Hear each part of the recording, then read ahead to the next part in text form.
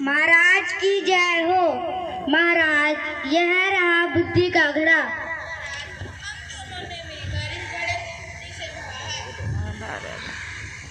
इस घड़े के अंदर तो एक बड़ा सा तरबूज है।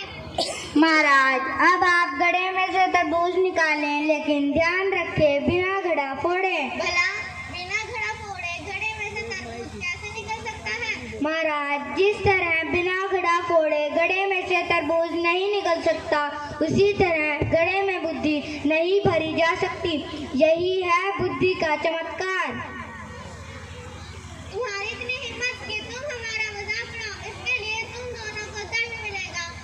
एक सप्ताह तक तुम दोनों बंदीगृह में रहोगे। उसके बाद हम तुम दोनों को एक विशाल हाथी के सामने डलवा देंगे और वह तुम्हें कुचल डालेगा। नहीं महाराज, क्षमा कर दीजिए महाराज। यह सुनकर पुरोहित और तेनालीराम के होश उड़ जाते हैं। अरे तेनाली, कहाँ फंसा दिया? अरे मूर्ख तेनाली, तुमने तो घड़े में बुद्धि भरी थी, फिर ये तरबूज। पुरोहित जी, शांत रहिए, कुछ सोचने का अवसर दीजिए। ये तुम दोनों क्या खुसर-खुसर कर रहे हो? महाराज, हम चाहते हैं कि मरने से पहले हमारी आखिरी इच्छा पूरी की जाए। बताओ, क्या है तुम्हारी आखिरी इच्छा? हम चाहते हैं कि सप्ताह भर हम उस बंदीगृह में नहीं, बल्कि उस विशाल हाथी के साथ रहें जो हमें मृत्यु दंड देगा। क्या लगता है कि तुम आफागो बैठे हो जो पहले ही मौत के मुंह में जाना चाहते हो? दरबार में बैठे सभी दरबारी हंसने लगते हैं। तुझे क्या हो गया रामा? उपाय के बदले मौत को क्यों बुला रहा है? तेनाली और पुरोहित को ले जाकर उस हाथी के पास छोड़ दिया जाता है।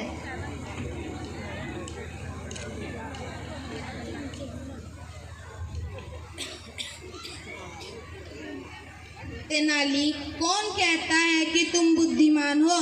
तुमसे बड़ा मूर्ख कोई नहीं। पहले तो हाथी दोनों को देखकर चिंघाड़ता है, लेकिन जब तेनाली हाथी की आंख में आंख डालकर देखते हैं तो हाथी शांत हो जाता है।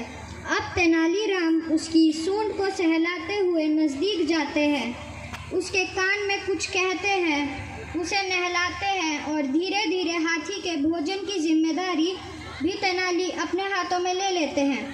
यह देखकर सब लोग हंसने लगते हैं।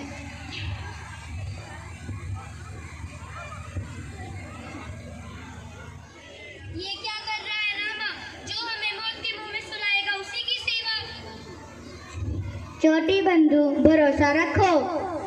ये है महाराज के बुद्धिमान सलाहकार जो मृत्यु देवता की सेवा में लगे हैं। सप्ताह भर बाद तेनाली और पुरोहित को बादशाह अकरुद्दीन के सामने लाया जाता है।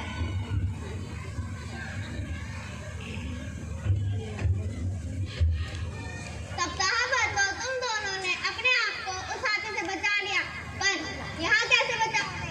हाथी को लाया जाए। अब तेनाली और पुरोहित को जमीन पर लिटाकर हाथी को लाया जाता है।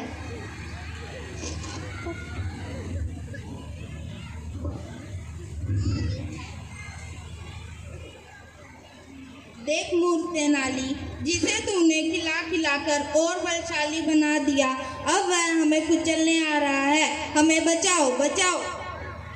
भाग तेनाली, भाग यहाँ से, दबी में, हाय हाय। लेकिन ये क्या?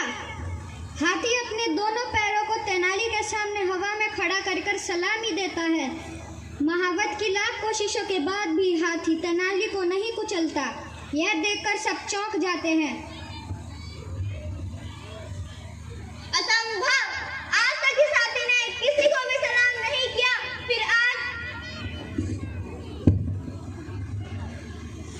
हर समस्या का हल युद्ध या क्रोध नहीं होता महाराज। पशु भी प्रेम की भाषा समझते हैं। इसका उदाहरण आपने स्वयं देख लिया है। तेनाली, तुमने साबित कर दिया कि बुद्धि व प्रेम से बलशाली का बल भी फीका पड़ जाता है। हमने जो तुमसे बुद्धि पर घड़ा मांगा था वो आज तुमने हमें दे दिया है। तुम दोनों दंड के नहीं पुरस्कार के हकदार हो। लेकिन एक सवाल हमें अभी तक परेशान कर रहा है कि तुमने उस घड़े के छोटे से मुंह में बड़ा सा तरबूज महाराज, मैंने घड़े में मिट्टी डाली और उसी में तरबूज का बीज बो दिया। कुछ दिनों बाद उसमें से बेल निकली और अंत में तरबूज उग आया। अंत में मैंने बेल को बाहर निकाल लिया। तेनाली, वाह, तुम्हारी बुद्धि के आगे कोई जीत नहीं सकता। अब तेनाली और पुरोहित को पुरस्कार के साथ विदा करते हैं।